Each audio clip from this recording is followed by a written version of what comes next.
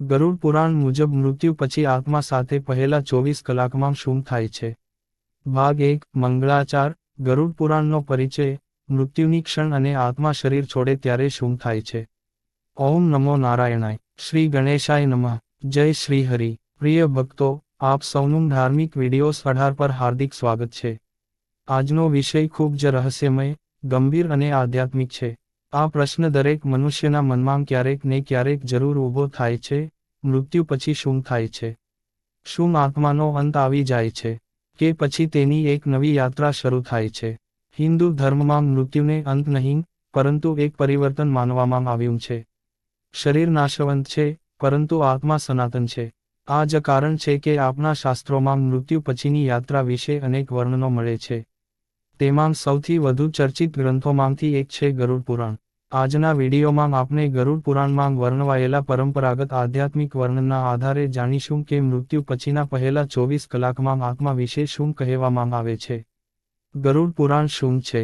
ગરુડ પુરાણ 18 મહાપુરાણોમાંનું એક મહત્વપૂર્ણ પુરાણ છે.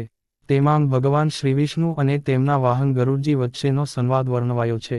એક પ્રસંગે ગરુડજીએ ભગવાન વિષ્ણુને પ્રશ્ન કર્યો, હે પ્રભુ, મનુષ્યના મૃત્યુ પછી તેની આત્માની યાત્રા કેવી રીતે શરૂ થાય છે? કર્મોનું ફળ કેવી રીતે મળે છે? અને સારા જીવનનું રહસ્ય શું છે? ભગવાન વિષ્ણુએ આ પ્રશ્નોના ઉત્તર આપતાં જીવન, મૃત્યુ, કર્મ, પુણ્ય, પાપ અને આત્માની યાત્રા વિશે વિસ્તૃત સમજ આપી. મહત્વની વાત એ છે કે ગરુડ પુરાણનો હેતુ માણસને ડરાવવાનો નથી. તેનો હેતુ એ સમજાવવાનો છે કે જીવનમાં સારા કર્મ, સત્ય, દયા અને ભક્તિનું કેટલું મહત્વ છે. મૃત્યુ એક સત્ય જેને કોઈ ટાળી શકતું નથી. આ દુનિયામાં જે જન્મે છે તેનું મૃત્યુ નિશ્ચિત છે. રાજા હોય કે ગરીબ, વિદ્વાન હોય કે અજ્ઞાની, એક દિવસ દરેકે આ શરીર છોડવાનું જ છે. ભગવદ્ ગીતામાં ભગવાન શ્રીકૃષ્ણ કહે છે, જેમ મનુષ્ય જૂના કપડાં ઉતારીને નવા પહેરે છે, તેમ આત્મા જૂનું શરીર છોડીને નવું શરીર ધારણ કરે છે. આથી સમજાય છે કે મૃત્યુ શરીરનું થાય છે, આત્માનું નહીં. મૃત્યુની ક્ષણમાં શું થાય છે? ગરુડ પુરાણમાં પરંપરાગત રીતે જણાવવામાં આવે છે કે જ્યારે મનુષ્યનો અંતિમ શ્વાસ આવે છે, ત્યારે શરીરની તમામ ઇન્દ્રિયો ધીમે ધીમે નિષ્ક્રિય થવા લાગે છે. આંખો જોવાનું બંધ કરે છે, કાન સાંભળવાનું બંધ કરે છે, શરીર હલનચલન કરતું નથી, પરંતુ આત્માનો અંત થતો નથી. આત્મા શરીરથી અલગ થવા લાગે છે. આ પ્રક્રિયા શાસ્ત્રોમાં અત્યંત સૂક્ષ્મ ગણાવવામાં આવી છે. આ સમયે જીવનભરના કર્મોનું મહત્વ સૌથી વધુ માનવામાં આવે છે. આત્મા શરીર છોડે ત્યારે શું અનુભવતી હશે?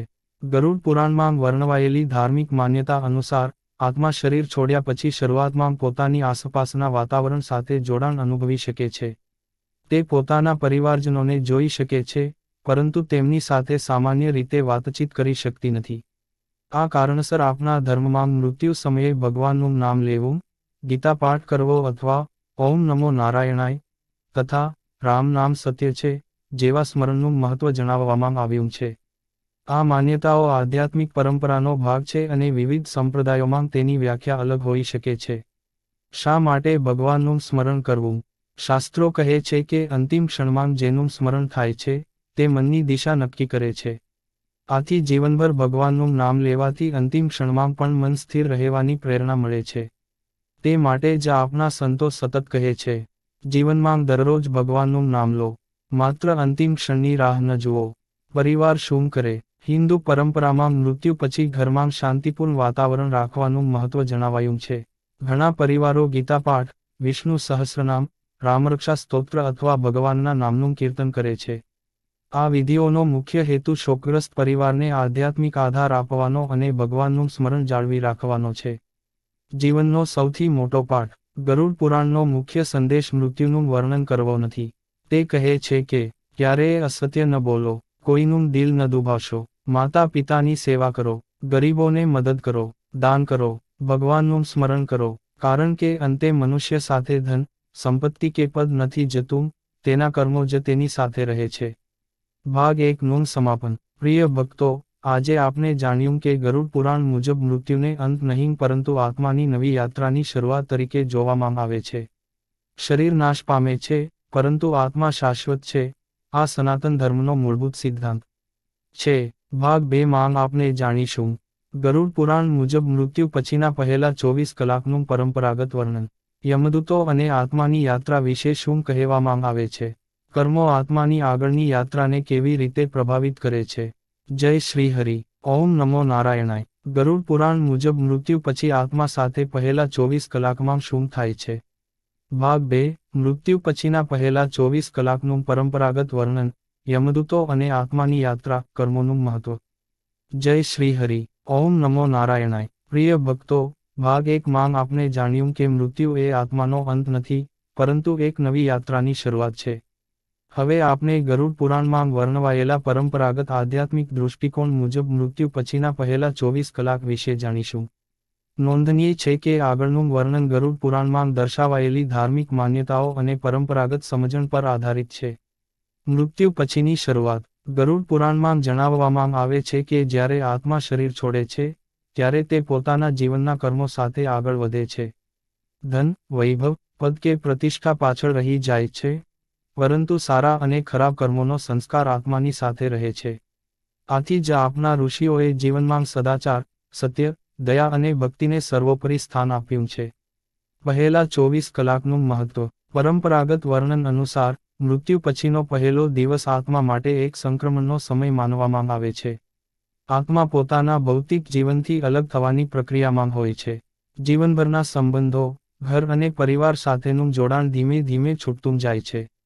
આ માન્યતા એ સમજાવવા માટે છે કે માનવ જીવન અસ્થાયી છે અને અંતે આત્માને પોતાની આધ્યાત્મિક યાત્રા આગળ વધારવી જ પડે છે. યમદૂતો વિશે ગરુડ પુરાણ શું કહે છે? ગરુડ પુરાણમાં યમદૂતોનું વર્ણન આવે છે. શાસ્ત્રીય માન્યતા મુજબ તેઓ ધર્મરાજ યમના દૂત છે, જેમનું કાર્ય આત્માને તેના કર્મોના આધારે આગળની યાત્રા તરફ દોરી જવાનું છે. અહીં મહત્વની વાત એ છે કે ગરુડ પુરાણનો મુખ્ય ભાર ન્યાય પર છે. તે કહે છે કે કોઈ પણ આત્મા સાથે પક્ષપાત થતો નથી. દરેકને પોતાના કર્મોનું જ ફળ મળે છે. આ સંદેશનો અર્થ એ નથી કે દરેક વર્ણનને શાબ્દિક રીતે સમજવું જરૂરી છે. ઘણા આચાર્યો તેને કર્મના ન્યાયનું પ્રતિકાત્મક વર્ણન પણ માને છે. કર્મોની અસર. કલ્પના કરો કે બે વ્યક્તિઓ એક જ દિવસે મૃત્યુ પામે. એક વ્યક્તિએ આખું જીવન સત્ય, દયા, સેવા અને ભક્તિમાં વિતાવ્યું હોય, જ્યારે બીજી વ્યક્તિએ છેતરપિંડી, હિંસા અને અધર્મનો માર્ગ અપનાવ્યો હોય. ગરુડ પુરાણ કહે છે કે બંનેની આગળની આધ્યાત્મિક યાત્રા સમાન નહીં હોય, કારણ કે કર્મો અલગ છે. આથી જ શાસ્ત્રો સતત કહે છે, ખોટું ન બોલો, કોઈનું અપમાન ન કરો, અન્યાયથી કમાયેલું ધન ટાળો, જરૂરિયાતમંદોની મદદ કરો, ભગવાનનું સ્મરણ કરો. પરિવારની પ્રાર્થનાનું મહત્વ. હિન્દુ પરંપરામાં મૃત્યુ પછી ભગવાનનું નામ લેવું, ગીતા પાઠ કરવો, વિષ્ણુ સહસ્રનામનો પાઠ કરવો અથવા ભજન કીર્તન કરવાનું મહત્વ જણાવવામાં આવે છે. આ વિધિઓને આત્માની શાંતિ માટેની પ્રાર્થના તરીકે જોવામાં આવે છે. સાથે સાથે તે પરિવારજનોને દુઃખમાંથી બહાર આવવા માટે આધ્યાત્મિક આધાર પણ આપે છે. જીવન માટેનો સંદેશ. ગરુડ પુરાણ માત્ર મૃત્યુ વિશે નથી. તે જીવન કેવી રીતે જીવવું તે પણ શીખવે છે. તે કહે છે કે જો તમે ઈચ્છો છો કે તમારી અંતિમ યાત્રા શાંતિપૂર્ણ બને, તો આજે જ તમારા જીવનમાં આ ગુણો લાવો. સત્ય બોલો, દયા રાખો, માતા પિતાની સેવા કરો, ગરીબ અને જરૂરિયાતમંદોને મદદ કરો, ભગવાનનું નિયમિત સ્મરણ કરો, અહંકાર અને લોભથી દૂર રહો. એક પ્રેરણાદાયક કથા. એક વખત એક ધનવાન વેપારીને લાગતું હતું કે તેની સંપત્તિ જ તેની સૌથી મોટી શક્તિ છે. એક સંતે તેને પૂછ્યું, જો આજે જ તારે આ દુનિયા છોડવી પડે, તો તારી સાથે શું જશે? વેપારી પાસે કોઈ જવાબ ન હતો. સંતે કહ્યું, તારી તિજોરી નહીં, તારો મહેલ નહીં, તારો પરિવાર પણ નહીં, તારી સાથે ફક્ત તારા કર્મો જ જશે. આ વાત સાંભળીને વેપારીએ પોતાના જીવનમાં પરિવર્તન લાવ્યું અને સેવા, દાન તથા ભક્તિનો માર્ગ અપનાવ્યો. આ કથાનો સાર પણ ગરુડ પુરાણના ઉપદેશ સાથે મેળ ખાય છે.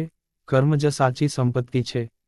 ભાગ 2 નું સમાપન. પ્રિય ભક્તો, આજે આપણે ગરુડ પુરાણના પરંપરાગત વર્ણન મુજબ મૃત્યુ પછીના પહેલા 24 કલાકનું આધ્યાત્મિક મહત્વ, યમદૂતો અંગેની માન્યતાઓ અને કર્મોના પ્રભાવ વિશે જાણ્યું.